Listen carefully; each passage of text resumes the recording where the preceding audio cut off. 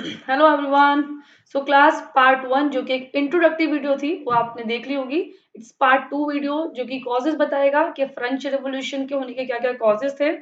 सो चलिए स्टार्ट करते हैं कॉजेज को डिस्कस करना, लेकिन उससे पहले वीडियो लाइक कर दो, शेयर करना बिल्कुल मत भूलना और सब्सक्राइब करना बिल्कुल ही मत भूलना। तो चलिए स्टार्ट करते हैं और इनके कॉल ले जाती हूँ एंड फ्लैशबैक में चलते हैं 1774 में। ओके, अब 1774 का क्या सीन था। फ्रांस के अंदर एक रूलर हुआ करता था जिसका नाम होता था लुइस 16। ओके, लुइस 16 को जब थ्रोन मिला, यानी कि जो उसका राज सिंहासन था वो जब उसको मिला, उसकी उम्र उस टाइम सिर्फ 20 साल की थी और बच्चे की शादी कर दी। इसकी जो वाइफ थी ऑस्ट्रियन प्रिंसेस थी, मैरी एंटोइनेट। ठीक है, उनके साथ इनकी मैरिज हो गई थी और उम्र भी बहुत कम थी, इनकी 20 साल की उम्र थी। तो जब जिस कंडीशन में इनको वो जो फ्रांस का जो थ्रोन मिला, उस टाइम फ्रांस की इकोनॉमिकल कंडीशन वर्स्ट थी। मतलब इकोनॉमी जो उनका नेशनल ट्रेजर होता था वो खत्म था, क्योंकि जो लुइस 15 थे वो बिलीव करते थे बहुत ज्यादा वॉर के ऊपर, एंड बहुत सारे वॉर में एंगेज रहने की वजह से फ्रांस का जो नेशनल ट्रेजर था वो खत्म हो चुका था। और अब लुइस 16 को जब ये थ्रोन मिला तो ऑलमोस्ट फ्रांस का जो ट्रेजर था, जो उनका राजकोष, जो नेशनल ट्रेजर था, वो खत्म हो चुका था। ओके, एंड यहाँ पर ये सिर्फ नेशनल ट्रेजर के खत्म होने तक की ही प्रॉब्लम नहीं थी। फ्रांस के अंदर बहुत सारी ऐसे प्रॉब्लम थी जिनकी वजह से वहां पर रह रहे जो लोग थे उनके अंदर गुस्सा, फ्रस्ट्रेशन इमर्ज हो चुका था, जिसकी वजह से वो गुस्सा कहीं ना कहीं तो फूटना ही था, निकलना ही था, एंड वो इस रेवोल्यूशन की फॉर्म में निकला। ओके, सो क्लास मैंने जो फ्रांस के अंदर जो रेवोल्यूशन हुआ था उसको मैंने 4 कॉजेज में डिवाइड किया है। फर्स्ट है सोशल कॉज, सेकंड है इकोनॉमिकल कॉज, थर्ड है पॉलिटिकल कॉज एंड फोर्थ है इंटेलेक्चुअल कॉज। आप इसको इन्फ्लुएंस ऑफ द फिलोसोफर या राइटर भी बोल सकते हैं। तो स्टार्ट करते हैं सोशल कॉज। क्लास आप फ्रांस की अगर सोसाइटी के बारे में बात करो, जो 1774, आप कह सकते हो 1789 से पहले का जो टाइम था उसको हम बोलते थे ओल्ड रिजिम। ठीक है, आप यहाँ पे देख सकते हो old regime, right. Old regime का मतलब क्या था? ओल्ड रिजिम का मतलब है कि सोसाइटी फ्रांस की 3 सेक्शन में डिवाइड होती थी। सबसे मोनार्क तो सबसे ऊपर रहेगा ही सही, एंड फर्स्ट स्टेट यानी कि फर्स्ट एस्टेट के अंदर जो लोग आते थे वो थे कैथलिक्स लोग, क्लर्जीज। क्लर्जीज कौन होते हैं? जो चर्च की जो अथॉरिटीज होती हैं, ठीक है, जैसे फादर, प्रिस्ट, बिशप्स, पोप वगैरह, ये फर्स्ट स्टेट में आते थे, क्योंकि इनको गॉड का रिप्रेजेंटेटिव माना जाता था पहले के टाइम कि ये गॉड के रिप्रेजेंटेटिव हैं, इनको तो सबसे ऊपर रखना है। ठीक है, उसके बाद इनके जो नीचे पोजीशन पर आते थे वो थे सेकंड स्टेट। सेकंड स्टेट के अंदर क्लास होते थे नोबल्स। अब नोबल्स कौन होते थे? नोबल्स एक्चुअली रेस्पॉन्सिबल होते थे कंट्री के अंदर एग्रीकल्चर कराने के लिए, ट्रेड एग्रीकल्चर प्रोडक्शन के लिए, एंड ये यूज करते थे थर्ड स्टेट के लोगों को। ओके, थर्ड स्टेट में जो जितने भी सिटीजन कैटेगरी है वो थर्ड स्टेट में आते थे। अब प्लस होता क्या था कि इंडस्ट्रियलाइजेशन आने से पहले, मतलब यूरोप में जब इंडस्ट्रियलाइजेशन आया उससे पहले जो थर्ड स्टेट के लोग थे वो मैक्सिमम क्राउड बहुत ही पुअर था, पीजेंट कैटेगरी था, मतलब पूरी तरीके से नोबल्स के ऊपर डिपेंड था अपने ब्रेड एंड बटर के लिए। नोबल्स लोग हमें बुलाएंगे सोइंग करने के लिए तो हम जाएंगे, नोबल्स हमें बुलाएंगे हार्वेस्टिंग करने के लिए तो हम जाएंगे, तो ही हमारी अर्निंग होगी। And they were totally just like slave, है ना, वो गुलाम की तरह थे थर्ड स्टेट के लोग before the industrialization. But class होता ही है कि यूरोप के अंदर आ जाता है इंडस्ट्रियलाइजेशन। अगर आपके एक चैप्टर हो रहा है 10th क्लास में, एज ऑफ इंडस्ट्रियलाइजेशन, ठीक है, आप नेक्स्ट ईयर पढ़ोगे इस चैप्टर को, तो उसमें आप देखोगे 1730s में इंग्लैंड के अंदर फर्स्ट फैक्ट्री स्टार्ट हुई थी, है ना। मतलब प्रोडक्शन होता था लेकिन वो घरों घरों में होता था, एक मास प्रोडक्शन की फॉर्म में, फैक्ट्री की फॉर्म में प्रोडक्शन बाद में स्टार्ट हुआ 1730s में। तो प्लस यहाँ से स्टार्टिंग हो जाती है इंडस्ट्रियलाइजेशन की, एंड जो पीजेंट क्राउड हमारा अब तक विलेज में रहकर नोबल कैटेगरी के अंडर काम करता था, अब वो शहर की तरफ मूव करना स्टार्ट कर देता है। अब बच्चा जब वो शहर की तरफ मूव करना स्टार्ट करता है तो वहां पर अब उनको 12 महीने की फिक्स सैलरी मिल रही है ना, वो अपना पैसा सेव कर सकते हैं, अपने बच्चों को पढ़ा सकते हैं। तो यहाँ पे स्टार्टिंग होती है एक न्यू मिडिल क्लास इमर्ज होने की। यहाँ से एक न्यू मिडिल क्लास, एक फोर्थ सेक्शन सोसाइटी का डेवलप होना स्टार्ट हो जाता है। अब बच्चा ये जो फोर्थ सेक्शन था, ये जो न्यू मिडिल क्लास थे, ये उन्हीं में से थी, पीजेंट कैटेगरी में से ही है, लेकिन ये क्योंकि पढ़ी लिखी है, ये थोड़ी सी कंपैरेटिवली वेल्दी है, इनमें से ही आगे चल के कुछ लोग बड़े बिजनेसमैन, बड़े ट्रेडर्स, मर्चेंट बने, तो ये कॉन्फिडेंट हो जाते हैं ज्यादा, मतलब एज कंपेरिजन टू वो जो पीजेंट सेक्शन था उसके कहीं ज्यादा ये लोग कॉन्फिडेंट होते हैं। ये लोग एजुकेशन वैसे ही बहुत स्ट्रॉन्ग वेपन होता है, सही और गलत की पहचान कराता है। तो इनको समझ में आने लग जाता है कि लाइक हमारे क्या अधिकार होने चाहिए और क्या हमको मिल रहा है, ठीक है? सो सोसाइटी आपको समझ में आया सोसाइटी कैसे डिवाइड थी, ओके? एंड आगे चल के फोर्थ स्टेट भी आ गई, यानी कि न्यू मिडिल क्लास भी आ गई। अब क्लास इसीलिए आप यहाँ पे देखो थर्ड स्टेट के अंदर आप 3 सेक्शन देखोगे। मैं आपको बता दूँ ये पहले तीनों सेक्शन लाइक पीजेंट कैटेगरी होते थे, लेकिन अब क्योंकि आफ्टर इंडस्ट्रियलाइजेशन इसमें से 3 सेक्शन बच चुके हैं। सबसे ऊपर है वेल्दी मर्चेंट और जो लाइक स्किल वर्कर होते हैं जिनकी अच्छी सैलरी है। सेकंड है सिटी वर्कर जो शहर में जाकर लाइक पेड सर्वेंट बन गए थे, कुक एंड लाइक जो दूसरे मंथली वेजेस वाले सर्वेंट होते हैं वो। एंड थर्ड अभी भी वही पीजेंट कैटेगरीज है जो कि अभी भी लाइक विलेज में रह रही है। हाँ, लेकिन ये पहले के कंपैरिजन क्योंकि लाइक सिचुएशन काफी बदल चुकी है, लोग एजुकेट हो चुके हैं, वेल्दी हो चुके हैं, तो इनके ऊपर भी उसका असर पड़ रहा था। ये भी थोड़े से लाइक एडवांस होते जा रहे थे, ठीक है? कॉन्फिडेंट होते जा रहे थे, बोल्ड हो रहे थे। सो क्लास यहाँ पर लाइक ये 3 स्टेट हमने देख ली। अब ये सोसाइटी इस तरीके से लेवल डिवाइड कर रखा है, वर्टिकल लेवल है, लेवल वाइज डिवाइड कर रखा है। भाई सबसे ऊपर क्लर्जीज, सेकंड पे नोबल्स एंड थर्ड पे ये थर्ड स्टेट के लोग रहेंगे। अब क्लास ऐसे प्रॉब्लम सिर्फ ये नहीं थी कि सोसाइटी ऐसे डिवाइड थी लेवल वाइज, प्रॉब्लम यहाँ पे ये भी थी कि जो 90% ये जो क्राउड है, ये जो 90% क्राउड है थर्ड स्टेट का, प्लस ये सब यही ऐसा लाइक क्राउड था जो कि टैक्स पे करता था, ठीक है? टैक्स किसको पे करे जाते थे? फर्स्ट स्टेट को पे किया जाता था और एक डायरेक्ट किंग स्टेट को पे किया जाता था, ठीक है? सो अभी हम देखते हैं क्या-क्या टाइप के टैक्स थे वो। और यहाँ पर क्योंकि थर्ड स्टेट को ही टैक्स पे करना होता था, तो एक ये वाली बात भी होती थी कि भाई सारा टैक्स हमको ही पे करना होता है। मतलब जो फर्स्ट स्टेट और सेकंड स्टेट है इनको तो कोई टैक्स पे करना ही नहीं है, मतलब इनको तो बर्थ राइट मिला हुआ है, ये बर्थ प्रिविलेजेस मिले हुए हैं कि भाई नोबल का बेटा जो होगा उसका जो बेटा होगा इनको कोई टैक्स पे करने पड़ेगा ही नहीं, ठीक है? तो यहाँ पर सोसाइटी ये डिस्क्रिमिनेशन चल रहा था सोसाइटी के अंदर, ओके? ये था social cause. Type of tax कौन कौन से थे क्लास, एक बार इसको देख लेते हैं। एक तो था tithe tax, tell tax and gabelle tax. Tithe tax की बात करें तो तिथ टैक्स एक्चुअली 1/10 था हमारा एग्रीकल्चर प्रोडक्शन का, जो कि लोगों को देना पड़ता था चर्च को। भैया तुम पूजा कर रहे हो ना तो तुम्हें उसके लिए भी एक टैक्स पे करना पड़ेगा, ओके? एक था tail tax. Tell tax actually income wise हो सकता था एंड इसको स्टेट को डायरेक्टली पे करना पड़ता था। तीसरा था गैबल टैक्स। गैबल टैक्स एक्चुअली आपको जो भी आप मार्केट में जो कमोडिटीज होती हैं, जो गुड्स होते हैं, उनके ऊपर लगने वाला इनडायरेक्ट टैक्स होता था, जो कि जब भी आप कोई मार्केट से चीज खरीदोगे, नमक या टबैको, आपको उसका इनडायरेक्ट टैक्स पे करना पड़ेगा। फॉर एग्जांपल आज हम लोग मार्केट में से बिग बिस्किट का पैकेट भी खरीदते हैं, तो उसके पीछे लिखा रहता है ना इंक्लूडिंग ऑल टैक्स, ठीक है? उस बिस्किट की जो कीमत होती है सपोज वो 3 रुपए ही होती है, लेकिन 2 रुपए उसके ऊपर के लाइक उसका ट्रांसपोर्टेशन का चार्ज और लाइक उसमें एडिशनल टैक्सेस वगैरह होते हैं, वो सब इंक्लूड होते हैं। ओके, तो उसी टाइप का वो गैबल टैक्स था। तो क्लास नेक्स्ट चलते हैं। ये था फर्स्ट कॉज जो तो सोशल कॉज हमने पढ़ा। आइए अब चलते हैं economical cause. Class economical cause की अगर बात करें तो फ्रांस की जो इकोनॉमिकल कंडीशन थी वो बिल्कुल भी सही नहीं थी। उसके बहुत सारे रीजन थे कि आखिर फ्रांस की इकोनॉमिकल कंडीशन अच्छी क्यों नहीं थी। तो क्लास सबसे पहले तो जैसा कि मैंने आपको बताया कि जो लुइस द 16 थे, उनको जब थ्रोन मिला था तो उनकी एज सिर्फ 20 इयर्स थी। और उस टाइम फ्रांस का लाइक जो नेशनल ट्रेजर था वो पूरा कोलैप्स था, खत्म था। क्यों? क्योंकि जो लुइस 16 के जो फादर थे, लुइस 15, वो वॉर में अपने आप को बहुत एंगेज रखते थे। एंड वॉर में बहुत ज्यादा होने से वॉर जो होता है ये इकोनॉमिकली प्रोडक्टिव नहीं होता है। लाइक इसमें कोई भी कंट्री जीते या हारे, नुकसान दोनों को होता है। हाँ, हारने वाली कंट्री को थोड़ा ज्यादा नुकसान होता है एंड जीतने वाली को थोड़ा कम होता है, लेकिन दोनों तरफ नुकसान होता है, ठीक है? तो एक ये प्रॉब्लम थी, इसमें बहुत पैसा खर्च होता था वॉर के अंदर।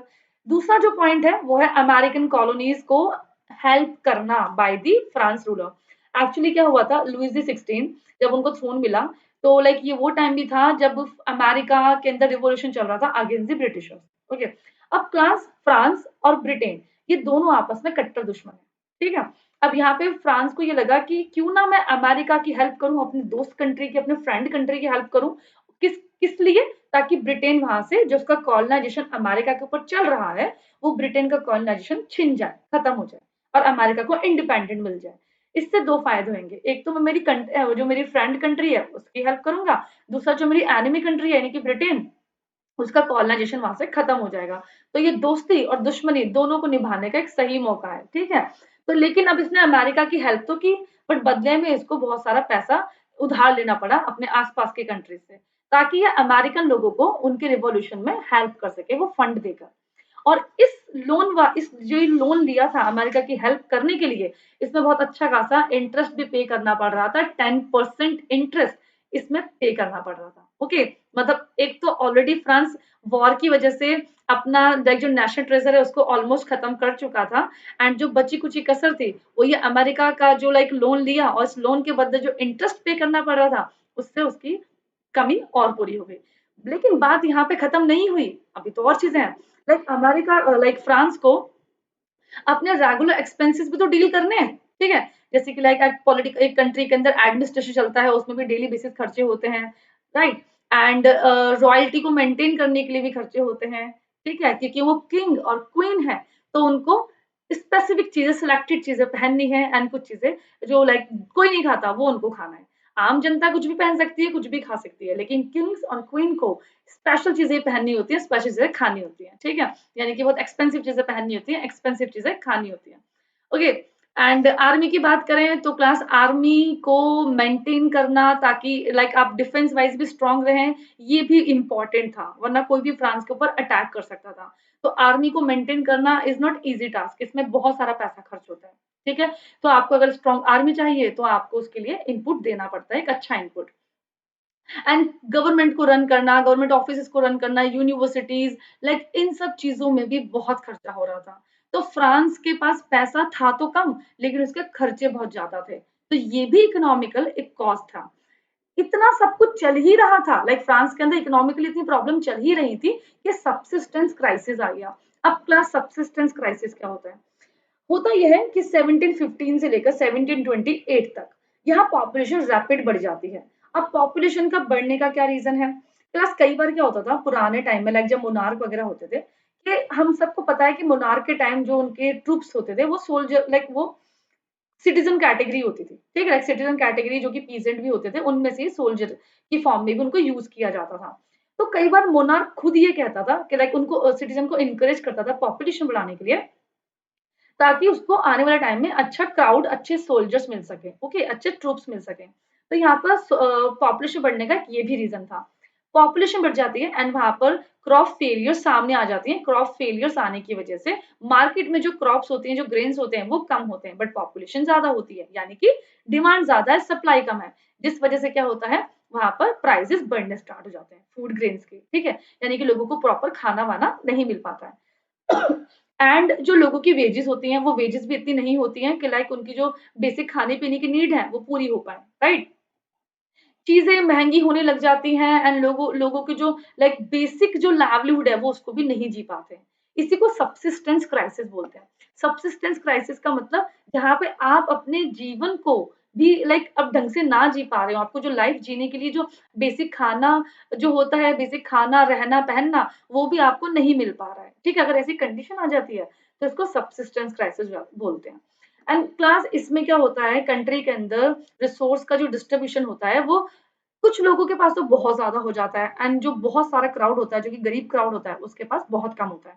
यानी कि रिच तो बहुत रिच होता है एंड पुअर जो होता है, वो बहुत पुअर होता है। तो जो इनकम गैप है, वो आ जाती है। ये कंट्री की इकोनॉमिकल कंडीशन के लिए बिल्कुल अच्छी नहीं थी, ठीक है? क्योंकि एक कंट्री की इकोनॉमिकल कंडीशन के लिए रिसोर्स का डिस्ट्रीब्यूशन, प्रॉपर डिस्ट्रीब्यूशन होना बहुत ज़रूरी है। अगर वो रिसोर्स का डिस्ट्रीब्यूशन इम्प्रॉपर है, तो यहाँ पर एक इनकम गैप जनरेट हो जाएगा, जिसकी वजह से बहुत सारा गरीब क्राउड गरीब ही रह जाएगा। Okay, okay, so class France के अंदर पॉलिटिकल कॉज क्या थे फ्रेंच रिवॉल्यूशन होने के? क्लास देखो, वहां पर जो लुई 16 था, हमने अभी डिस्कस किया था कि लुई 16 एक तो बहुत कम उम्र में किंग बन गया था, ठीक है? एंड जो उस टाइम फ्रांस का जो नेशनल ट्रेजर था, वो बिल्कुल खत्म था, अप्रॉक्स खत्म था, ओके? एंड यहाँ पर आप किंग तो बन गए हो, आपके पास कुछ पैसा भी नहीं है, लेकिन फिर भी अपनी स्किल्स को डेवलप करके आप कंट्री को कैसे डेवलप कर सकते हैं, ये चीज भी एक कला होती है, जो कि हर राजा के पास तो नहीं होती है। तो यहाँ पर लुई 16 एक्चुअली वो उन सब प्रॉब्लम को ओवरकम कर ही नहीं पाया जो फ्रांस के अंदर चल रही थी, ओके? सो क्लास होता क्या है कि यहाँ पर लोग बहुत परेशान थे, यहाँ पर जैसे कि अभी प्रीवियस स्लाइड में हमने डिस्कस करा कि वहाँ पे क्रॉप फेलियर्स हो रहे थे, तो क्रॉप फेलियर्स को लेकर किंग के पास कोई कंसर्न नहीं था, कुछ भी ऐसी कोई ट्रेजेडी नहीं थी, कोई एग्रीकल्चर रिफॉर्मेशन नहीं थे जिसकी बेस पे एग्रीकल्चर प्रोडक्शन बढ़ सके एंड जो लोगों की जो डिमांड है वो पूरी हो सके, ऐसा कुछ भी नहीं था, ओके? ना सिर्फ एग्रीकल्चर प्रॉब्लम, बहुत सारी प्रॉब्लम थी वहां पर उस टाइम लोगों के पास, जो कि किंग बिल्कुल पैनिक होता ही नहीं था लोगों की प्रॉब्लम के लिए। एक क्लास देखो, आज हमारी गवर्नमेंट है, अगर हम कुछ भी एक्सपेक्ट करते हैं, लाइक हमारी कंट्री के अंदर ये होना चाहिए, हमारी जो ये प्रॉब्लम है वो सॉल्व होनी चाहिए, तो डेफिनेटली हम अपनी गवर्नमेंट से ही एक्सपेक्ट करेंगे, है ना। और अगर गवर्नमेंट नहीं करती है तो हम लोग उसको प्रोटेस्ट कर सकते हैं उसके अगेंस्ट में, ठीक है। अब लेकिन जहाँ पे लुईस 16 है, क्योंकि ये मोनार्क गवर्नमेंट है, तो यहाँ पे प्रोटेस्ट तो बहुत दूर की बात है, यहाँ पे लोग बस फ्रस्ट्रेट होकर ही रह जा रहे थे, ठीक है। लोगों की प्रॉब्लम जब दूर नहीं हो पा रही थी, तो यहाँ पे लोगों के अंदर जो गुस्सा था, कहीं ना कहीं वो उसको निकाल तो नहीं पा रहे थे, लेकिन हाँ, वो गुस्सा उनके अंदर था, एक फ्रस्ट्रेशन थी कि ये कैसा बेवकूफ किंग है जो हमारी बात ही नहीं समझ रहा है, हमारी कंट्री के अंदर जो प्रॉब्लम है उनको सुन ही नहीं रहा है, ठीक है। एंड इस टाइम मैंने आपको बताया था कि 1730s के बाद एक मास प्रोडक्शन, एक यानी कि इंडस्ट्रियलाइजेशन स्टार्ट हो गया था। तो इंडस्ट्रियलाइजेशन स्टार्ट होने की वजह से क्लास, जो अब तक विलेजर्स क्राउड हुआ करता था, पीजन क्राउड होता होता था, उसमें से बहुत सारे लोग शहर के अंदर माइग्रेट हो गए थे एंड लाइक उन लोगों ने एक फिक्स जॉब, लाइक 12 मंथ की फिक्स अर्निंग जॉब उनको मिलनी स्टार्ट हो गई थी, जिसकी वजह से वो लोग इकोनॉमिकली फ्रीडम उनको मिलने लगी थी, सेविंग करने लगे थे और अपने बच्चों को और अपने खुद को एजुकेट भी करने लगे थे। तो यहाँ पर वो न्यू मिडिल क्लास जो इमर्ज हुई थी ना, वो जो लाइक शहर में आकर, तो उन लोगों ने, क्योंकि अब वो ज्यादा पढ़े लिखे हैं, पैसे वाले हैं, तो डेफिनेटली क्वेश्चन करेंगे सरकार को, अगर सरकार ढंग से काम नहीं करेगी, चाहे वो मोनार्की क्यों ना हो। तो यहाँ पे लोगों ने मोनार्क को अपोज करना स्टार्ट कर दिया, okay, like suppose in the sense कि लाइक हमारी जो प्रॉब्लम्स हैं ये क्यों दूर नहीं हो रही हैं, एंड लाइक अपना फ्रस्ट्रेशन धीरे धीरे निकालना स्टार्ट कर दिया, okay. And another thing is के पॉलिटिकल कॉज के अंदर एक पॉइंट और आएगा कि लाइक हमारा पार्लियामेंट है, ठीक है, हमारा पार्लियामेंट है, ये ग्राम पंचायत आपने सुना होगा कि साल में कम से कम 2 से 3 बार हम लोगों को क्या करनी पड़ती है, मीटिंग करनी पड़ती है, असेंबली गैदर होती है। लेकिन यहाँ पे लुईस द 16 ये तभी मीटिंग गैदर करते थे, तभी असेंबली बुलाते थे, जब इनको कोई टैक्स इम्पोज करना होता था। मतलब ऐसे पब्लिक की प्रॉब्लम सुनने के लिए, भाई कंट्री के अंदर कैसे डेवलपमेंट करना चाहिए, कैसे नहीं करना चाहिए, क्या-क्या प्रॉब्लम है जनता की, इनको डिस्कस करने के लिए ये कभी भी गैदरिंग या कभी भी असेंबली बुलाते ही नहीं थे। तो यहाँ पे लोगों के पास अपनी प्रॉब्लम रखने का मौका ही नहीं मिल पाता था, और लोगों के अंदर जो ये गुस्सा था कि भाई एक तो टैक्स भी हम पे करें, ठीक है, ऊपर से लाइक हमें जो प्रॉब्लम है वो हमारी दूर भी ना हो, और हम में से बहुत सारा जो क्राउड है थर्ड स्टेट में से, वो प्रॉपर खाना भी नहीं मिल पा रहा है उसको। तो ये सब चीजें क्या है, और हाँ, हम लोग डिस्क्रिमिनेटेड भी हो रहे हैं, मतलब सारा जो टैक्स पे करना पड़ता है वो हमको ही पे करना पड़ता है, फर्स्ट स्टेट सेकंड स्टेट को टैक्स ही नहीं पे करना पड़ता। तो ये सब जो चीजें थी लोगों के अंदर फ्रस्ट्रेशन को बर्थ दे रही थी, ठीक है। सो क्लास, हमने पिछली कुछ स्लाइड में social cause, economical cause and political cause already discuss कर लिए हैं। ये हमारा फोर्थ कॉज है फ्रेंच रेवोल्यूशन का, इसको आप इंटेलेक्चुअल कॉज या फिर इन्फ्लुएंस ऑफ फिलोसोफर या राइटर भी बोल सकते हैं। तो क्लास, अब यहाँ पे क्या था कि लाइक उस टाइम कुछ ऐसे लोग भी थे जो कि अपने आइडियाज को फैला रहे थे, डेमोक्रेटिक आइडियाज को पूरी सोसाइटी में फैला रहे थे। बच्चे देखो, आज के टाइम तो हमारे पास क्या इंस्टाग्राम है, फेसबुक है, ट्विटर है, जिस पे हम लोग गवर्नमेंट को क्रिटिसाइज कर सकते हैं, या जो भी अपने पॉलिटिकल आइडियाज हैं, जो भी लाइक अपने ट्रेडिंग आइडियाज हैं, हम लोग उस पर शेयर कर सकते हैं। मतलब कुल मिला के जैसी भी चीज हम लोग शेयर करना चाहें, हम शेयर कर सकते हैं इंस्टाग्राम, फेसबुक, इन सब पे। बट उस टाइम ऐसा कुछ नहीं था। उस टाइम एक सोर्स था, लाइक आप प्रिंटिंग सोर्स आप बोलते हैं, प्रिंटिंग सोर्स के जरिए लोग अपने जो आइडियाज है उनको स्प्रेड कर सकते हैं। बेसिकली 15 सेंचुरी में, मिड ऑफ द 15 सेंचुरी में प्रिंटिंग मशीन बननी स्टार्ट हुई थी। जोहान गुटेनबर्ग थे जिन्होंने पहली प्रिंटिंग मशीन बनाई थी, ओके। सो उसके बाद तो प्रिंटिंग मशीन में बहुत सारे बदलाव होते चले गए, बहुत सारे चेंजेस होते चले गए, इनोवेशन होते चले गए, मतलब धीरे धीरे एक प्रिंटिंग मशीन का जो फॉर्म था वो और अच्छा और बेटर होता चला गया, जिससे कि लोगों के पास अब एक सोर्स हो गया था कि वो अपने जो आइडियाज है उनको कैसे दीन दुनिया में फैला सकते हैं, ठीक है। तो ऐसे में हमारे पास कुछ राइटर हैं जिन्होंने अपने डेमोक्रेटिक आइडियाज को स्प्रेड किया। फॉर एग्जाम्पल हमारे पास है जॉन लॉक, जिन्होंने एक बहुत फेमस बुक लिखी थी, two treatise of the government. So two treatise of the government में उन्होंने बोला था कि हमें मोनार्क की जो एब्सोल्यूट राइट है, जो डिवाइन पावर है, डॉक्ट्रिन ऑफ डिवाइन है, इसको रिफ्यूट करते हैं, ठीक है। इसको मना करते हैं। अब क्लास, ये डॉक्ट्रिन ऑफ डिवाइन का क्या मतलब है, देखो क्लास, पहले के टाइम क्या होता था, लोग डिवाइन, मतलब डिवाइन पावर को बहुत मानते थे। अभी डिवाइन पावर का क्या मतलब है, मतलब लोगों की सोच थी कि जो किंग है ना, किंग गॉड का बच्चा होता है, मतलब किंग सन ऑफ गॉड होता है, एंड गॉड खुद ये चाहते हैं कि ये पर्सन यानी कि जो किंग है ये हम पे रूल करे, इसीलिए तो इसको रॉयल फैमिली में बर्थ दिया, वरना गॉड अगर चाहते तो तुम्हें या मुझे भी तो रॉयल फैमिली में बर्थ दे सकते थे, लेकिन गॉड ने क्या चाहा, यही पर्सन हम पे रूल करेगा, ठीक है। तो इसीलिए इसी को किंग बना, या यही प्रिंस आगे चल के किंग बना, या इसका ही बर्थ रॉयल फैमिली में हुआ। इसको बोलते हैं डिवाइन, मतलब कोई भी चीज जो गॉड से रिलेटेड होती है उसको डिवाइन बोलते हैं। तो लाइक किंग का जनता के ऊपर रूल करना ये डिवाइन रूल या फिर डिवाइन राइट कहलाता था। ओके, सो क्लास उस टाइम मोनार्क को चैलेंज करना या मोनार्क को कुछ बोलना एक ऐसी बात होगी कि तुमने भगवान को बोल दिया, तुमने गॉड को अपोज कर दिया, मतलब किंग को अपोज करना मतलब गॉड को अपोज कर दिया, ठीक है। किंग को क्रिटिसाइज कर दिया मतलब तुमने गॉड की पावर को क्रिटिसाइज कर दिया, ये बात होती थी, ठीक है। सो लाइक ये लाइक जॉन लॉक ने इस चीज को बोला कि भाई देखो, जो डिवाइन रूल चल रहा है, जो डिवाइन राइट है, हम उसको रिफ्यूट करते हैं, हम नहीं मानते उसको। एंड जो किंग के पास जो एब्सोल्यूट राइट है, एब्सोल्यूट राइट का मतलब होता है जहाँ पे पावर, सारी की सारी पावर एक ही पर्सन के हाथ में रहती है, एंड जनता को कोई भी पावर, पॉलिटिकल पावर नहीं मिलती है, ठीक है। मतलब जनता को कोई हक नहीं होता है अपनी लाइक बात रखने का या सोसाइटी में अपनी तरीके से जीने का, जहाँ पे सब कुछ किंग ही डिसाइड करता है, उसको एब्सोल्यूट राइट बोलते हैं। तो जॉन लॉक इन दोनों चीजों को, doctrine of the divine and right of the sorry absolute right of the monarch, इन दोनों चीजों को रिफ्यूट करते हैं। सेकंड हमारे पास बहुत ही फेमस राइटर थे जीन जैक्यू रूसो, जिन्होंने सोशल कॉन्ट्रैक्ट की बात की है। सोशल कॉन्ट्रैक्ट का मतलब होता है class proposing a form of the government based on a social contract between the people and the representative, मतलब जो एक ऐसी सोसाइटी होनी चाहिए जो कि सिटीजन और गवर्नमेंट इन दोनों के बीच म्यूचुअल अंडरस्टैंडिंग के बेस पे बने, ठीक है। मतलब ये कब बन पाएगी, ये तब बन पाएगी जब जनता अपने गवर्नमेंट को खुद चुनेगी।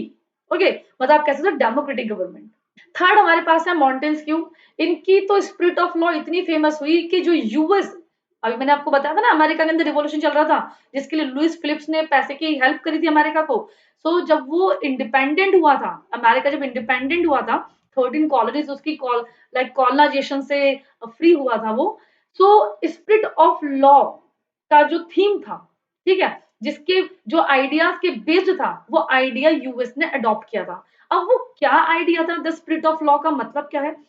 मॉन्टेस्क्यू के हिसाब से द स्पिरिट ऑफ लॉ जो उन्होंने लिखी थी, उनके हिसाब से एक्चुअली जो गवर्नमेंट की जो पावर होती है वो 3 बॉडीज में डिवाइड होनी चाहिए, 3 ऑर्गन्स में, ठीक है। Legislature, executive, judiciary.